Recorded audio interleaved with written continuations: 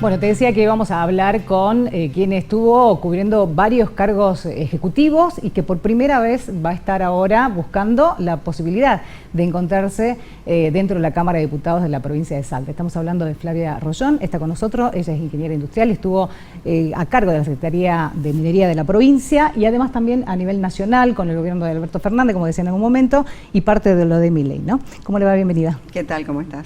Dos cosas que me gustaría que ampliemos porque he escuchado en la participación en algunos espacios y vengo a generar un poco de tensión en la Cámara de Diputados. ¿Qué sería eso? No, yo creo que hoy el debate o la discusión de la política está más basada en qué etiqueta tenemos, quién es más paladar negro, quién es más paladar negro que unos que otros, o si estás alineado con un espacio o no. Y creo que el diálogo tiene que pasar a cuestiones más sustantivas, ¿no? En cómo aprovechamos la oportunidad, cómo nos desarrollamos, cómo generamos infraestructura, cómo fortalecemos los temas educativos, los temas de seguridad, y no tanto esta discusión, ¿no?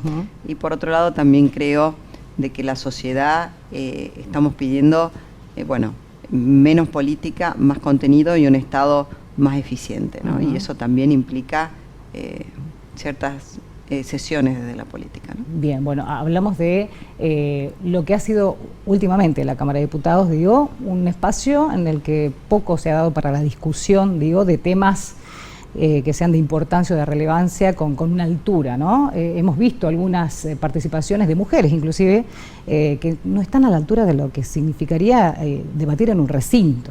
¿Eso se intenta cambiar desde su lugar? Sí, totalmente. También lo estamos viendo a nivel nacional, sí, ¿no? Cámaras de diputados donde se agarran a piñas, donde estamos pidiendo, la sociedad está pidiendo otro nivel de preparación y otro nivel de discusión. Yo creo que hay, por supuesto, la política hoy está tan bastardeada, pero desde la política es donde se cambian las realidades, donde se hacen las leyes, donde se necesita desde las bases comenzar a incorporar líderes con preparación, con conocimiento de temas para que realmente tengamos y conformemos un espacio en todos los niveles, desde el legislativo, desde el ejecutivo, a nivel provincial, a nivel nacional también, con otro nivel de discusión, ¿no? Y que la política también levante ese nivel de discusión, ¿no? El foco de llegar, a cubrir una banca en la Cámara y tener la posibilidad, ¿va a estar puesto en lo que ha sido su rol en lo ejecutivo, en el caso de la minería?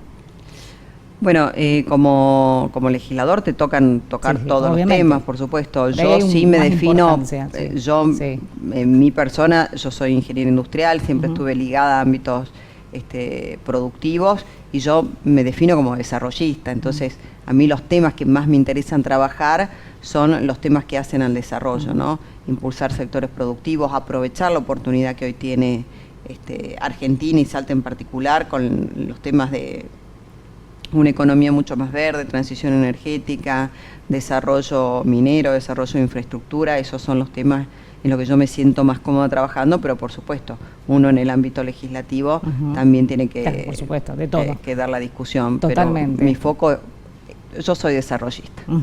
Bueno, ahí entonces vamos a hablar sobre lo que tiene que ver con la realidad que tenemos hoy. Primero, la economía, lo que está pasando a nivel mundial, lo que hoy estamos viendo que puede afectar también obviamente a muchos países y en este caso Argentina también, lo que puede condicionar un montón de cosas en el futuro. Y por otro lado también la situación energética que nos afecta a todos, ¿no? Estamos viendo que antes en la televisión en Buenos Aires uno veía los apagones constantemente y era una realidad de Buenos Aires. Hoy la estamos sufriendo acá también, falta de inversión y demás. ¿De qué manera un poco va a poner el tema, también en el recinto? Bueno, ese tema de los apagones, siempre hay que ser claro en qué se habla. Cuando uno veía en Buenos Aires los apagones, inclusive apagones por gente sin luz, usuarios sin luz de más de 10 días. Aparte en Buenos Aires, edificios, cuando no hay luz, no hay agua, no hay ascensor. Eso es una concesión en particular que tenía, una zona con mucha falta de inversión y que era una realidad de esa concesión en Buenos Aires, no se daba en el interior del país. En el interior del país hubo un apagón el otro día, todavía estaban en una línea de alta tensión. Eso es un desafío, no está saldada la discusión de cómo hay que expandir la red de transporte de alta tensión en Argentina, que por otro lado es lo que se necesita también para seguir incorporando más energías renovables. El gobierno nacional dijo, bueno, el Estado nacional no va a invertir ni va a tomar deuda para esto, pero claramente son sectores donde el sector privado le cuesta mucho amortizar esos montos. Por ejemplo, una obra prioritaria, una obra que se llama AMBA, es 1.200 millones de dólares. Claro. O sea, son inversiones muy altas en un país donde el 70% de la población aún tiene subsidiada la energía. Entonces es difícil de que la población logre absorber lo que significa el repago de una obra de esta característica. Por eso, básicamente, la expansión y la construcción del sistema de transporte de la Argentina la hizo el sector público, lo hizo el Estado. Esta discusión no está saldada. De hecho, se acaba de disolver un fideicomiso con recursos provinciales que tenía ese fin, pero no hay una propuesta de cómo esto se va a seguir adelante. O sea que hoy no es un tema resuelto. ¿De quién depende esa propuesta? De la Secretaría de Energía de Nación. Claro, bueno, hoy está muy invisibilizada, digo, las acciones que hay ahí dentro de la Secretaría, o por lo menos no la vemos tan expuesta como cuando está usted al frente, digo. Bueno, nosotros teníamos una concepción diferente, siendo yo secretaria de Energía. Para que tengas una idea, en los 4 años de la gestión de Macri se hicieron 2 kilómetros de líneas de alta tensión. En mi gestión se activaron casi 800 kilómetros de líneas de alta tensión.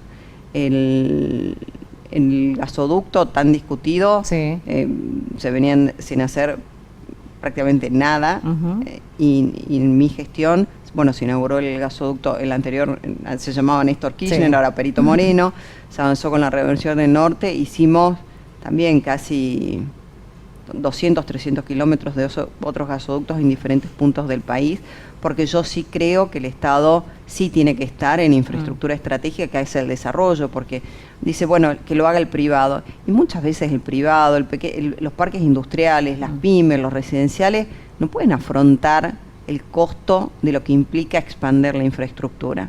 Y ahí tiene que estar el Estado, que a su vez todos pagamos impuestos para que el Estado esté en funciones sustantivas, ¿no? Y hoy no hay esa visión, no hay esa visión. Acá en Salta todavía se ve obra pública porque en realidad es el gobernador el que dijo, como en otras provincias, dijo, bueno, si el Estado Nacional no va a tomar deuda para hacer esto, la van a tener que tomar las provincias. Claro. Y de hecho hoy la provincia es la que está gestionando ese endeudamiento para hacer obras de infraestructura, porque hay que entender de que en un país como en la Argentina necesitamos la infraestructura, y cuando hablo de infraestructura son rutas, son ferrocarriles, son redes eléctricas, son gasoductos. Necesitamos infraestructura para poder crecer y desarrollarnos. Si no, es muy complejo, sobre todo en la extensión del país que tenemos, ¿no? Totalmente. Ahora, vamos a lo que el gobernador de la provincia expuso en su momento en la apertura de la sesión legislativa, que dijo claramente, bueno, es poco lo que nos está dejando de alguna manera en porcentaje las minerías, ¿no? ¿Es poco realmente? No, yo creo que hay que poner en contexto a qué se refería, de lo que deja la minería del 100%, no tan solo la minería, o sea, cualquier empresa del 100% de la carga impositiva que tiene, y más del 95% es nacional, que debería volver en coparticipación. Ahora, hace 30 años que no discutimos una ley de coparticipación, y el Estado Nacional sí frenó los famosos transferencias automáticas, o sea, sí hubo un ajuste, pero las provincias tienen a cargo la salud, la educación, la seguridad. Entonces, yo creo que lo que el gobernador trataba de puntualizar es que de lo que se paga la minería, que estaba diciendo, bueno, la minería no se desarrolla porque no es competitiva, porque hay mucha carga impositiva. Bueno, ojo, que la gran parte de esta carga impositiva es nacional, no es provincial, y que las regalías que le quedan a la provincia, que son las que la provincia puede disponer, y es muy poco, para que te des una idea. La regalía es lo que se llama el 3% del valor Bocamina, o sea, termina siendo un 2% más o menos. Depende del mineral y una serie de cosas de la facturación. Solo en derechos de exportación tenés 4,5% sobre la facturación, o sea, más del doble, y no se coparticipan los derechos de exportación. Claro. Entonces yo entiendo que lo que quiso significar el gobernador es que, ojo, que lo que queda realmente genuinamente para la provincia en comparación de lo que se lleva a Nación es poco. bueno, es medio cruzada la información, digo, acá teníamos en su momento también a quienes están en el espacio de Rensa diciendo, bueno, esto nos va a beneficiar. ¿Beneficia o no, entonces, digo, no? Por supuesto que beneficia, porque hay que tener claro uno para qué hace minería o para qué desarrolla sectores. No sé si es tan importante, por supuesto que es importante, pero no sé si es el punto más relevante cuánto te paga de regalías. Detrás de la minería se generan miles de puestos de trabajo, se generan empresas, todos los proveedores de productos y servicios. Entonces, claramente para mí es mucho más importante que tengas un Estado generando trabajo genuino, formal y bien remunerado, que bueno, cuánto impuesto te paga o no, ¿me entendés? Y de nuevo, hablando que de la carga impositiva total, la gran mayoría se lo lleva a Nación, claro, sí, y aún no discute una ley de coparticipación. Así que hacer minería claramente nos beneficia, además que hay que pensar de una manera amplia. Hacer minería no es tan solo el puesto de trabajo que va a trabajar en la minería. Hacer minería significa desarrollar infraestructura en un lugar como La Puna, que si no, ¿cómo la desarrollas? Y detrás de una ruta que se pavimenta, no tan solo hay una salida de minerales, hay el desarrollo del turismo, hay salidas de producto salteño para Chile, hay ingreso de turismo extranjero para la provincia, ingreso también de productos. Entonces se da otra dinámica económica donde eso también genera a su vez impuestos, actividades económicas. Una persona bien remunerada también va y gasta, come afuera, gasta en su barrio. Entonces eso es lo importante, generar una actividad. Esa gente también se capacita, tiene transferencia tecnológica de los lugares donde trabaja, que a su vez va a trabajar a otros lugares. Entonces me parece muy chiquito mirar solamente cuántos son las regalías. Acá hay que mirar cuál es el impacto en el desarrollo de una manera amplia, ¿no? Bueno, esto es lo que la gente de repente ve o lo que escuchó de lo que dejó la minería en otros lugares, hace que tenga un poco de mala prensa también, ¿o no? Pasó esto y claro, la gente se hace preguntas, ¿no? Y es por eso que también obviamente hacemos la consulta necesaria respecto al tema, porque es importante, más aún con lo que refería recién que había mencionado el gobernador, que estaba bueno entenderlo, está buena la explicación. Ahora, ¿quién le propuso ser candidata? El gobernador, el gobernador. Bien, por justamente pensando en esto, usted además también forma parte de la mesa de litio. Sí, bueno, sí, yo, a principios del año pasado dejé el gobierno de Milei, el gobierno nacional, fui secretaria de Energía en el gobierno de Alberto Fernández y secretaria de Minería con el doctor Milei, y bueno, tenía ciertas situaciones personales, estaba acomodándome, no estaba pensando en volver realmente a la función pública, pero bueno, el gobernador siempre ha sido muy generoso conmigo, le tengo un gran aprecio y él quiere que de alguna manera siga formando parte del proyecto. Entonces él me convocó. Bien, ¿un desafío? Porque es muy distinto obviamente a todos los lugares. Es un desafío, sí, es un desafío para mí porque siempre estuve en lugares de gestión, siempre en el ámbito privado, y en el ámbito público en lugares de gestión, porque lo mío, ya de formación, yo soy ingeniero industrial, entonces lo mío está más vinculado con el hacer, con la gestión, y es la primera vez que yo paso por un proceso electoral, y es realmente, es difícil, o sea, yo creo que por ahí no sé si el ciudadano, si la gente común entiende lo difícil que es llegar, lo difícil que es conseguir un nivel de conocimiento, sobre todo, de nuevo, soy ingeniera, no soy ni periodista, ni influencer, de hecho, recién ahora estoy teniendo redes sociales porque tampoco es todo un desafío para mí, pero bueno, es primero vocación, segundo no me importa tanto el lugar o el título, sino realmente apoyar a un proyecto transformador para la provincia, y bueno, será una experiencia nueva para mí, pero sí es un desafío pasar por una elección. Más digo en estos tiempos, ¿no? Donde la política está como muy mal vista y de repente aquel que entra en la política ya es señalado como tal, no tiene una buena imagen. Digo, eso también pesa hoy, mucha gente no participa por eso inclusive, ¿no? Bueno, sí, de hecho, mucha gente cercana me dijo, ¿por qué meterte en el barro de la política teniendo tantas oportunidades? Pero yo creo que también tiene que ver con una cuestión de compromiso y de ética y de vocación, cuando uno tiene vocación de servicio, porque está mal vista la política, pero desde la política es donde se cambia la realidad, donde se cambia la realidad actual y la realidad futura. Entonces, también si no nos involucramos, ¿qué tan convencidos estamos de la democracia, ¿no? Porque es gobernar y ser gobernados, y para eso tenemos que involucrarnos. Cuando uno dice, bueno, no me meto acá, bueno, los lugares que uno no ocupa, se ocupan. Entonces, haré la experiencia. Bueno, ¿está acompañada en la lista por quién más? Senador, el doctor Viela, Gastón Galíndez, me sigue en la lista, Frida, y David Leiva como concejal, y Omar Exeni como convencional. Bien. En este camino, digo, ¿qué tipo de campaña están haciendo? Digo, ¿es algo más relacionado con las redes sociales? Porque, bueno, claramente recién lo expuso, inclusive no tenía ni redes sociales, y hoy sí, está obligada para mostrar lo que está haciendo, las visitas y demás, o también el puerta a puerta, estar con la gente, ¿cómo es? Todo.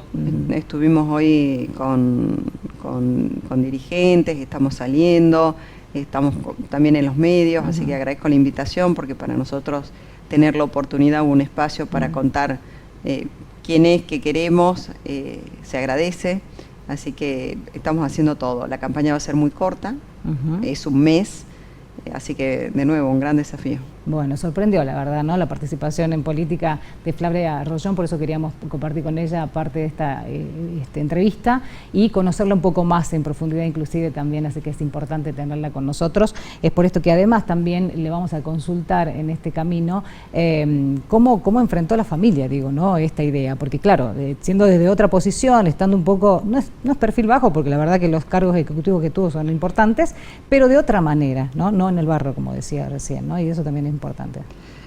Bueno, la realidad es que, bueno, mi hijo ya tiene 20 años y está estudiando en Buenos Aires, así que nunca lo vio, siempre estuvo muy preservado, digamos, de mi actividad, inclusive pública, así que no, y mi hijo, no es por ser, es mi hijo, pero es divino, así que es un amor, acompaña en absolutamente todo. Y bueno, estoy separada, así que tampoco hay un marido que opine, así que nada, vocación de trabajo. Bueno, vamos a verla en otro rol entonces, de otra manera y más expuesta ahora sí, en todos lados, más por la campaña inclusive. ¿Afiliada a algún espacio político? No tengo afiliación política. ¿No? Eso es lo raro también de los espacios que justamente que construye el gobernador, porque la lista, bueno, el doctor Viela pertenecía a otro espacio político, yo que no tenía afiliación política, Gastón, que viene del Partido Justicialista, igual que Frida, igual que David, Omar también venía de otro espacio, y yo creo que esto también es lo importante, que hoy en política, de nuevo, evitar las etiquetas, tener análisis crítico y esta capacidad de lograr consensos en la construcción de lo que le hace bien a la provincia. Más allá de las ideologías o de tener un ídolo.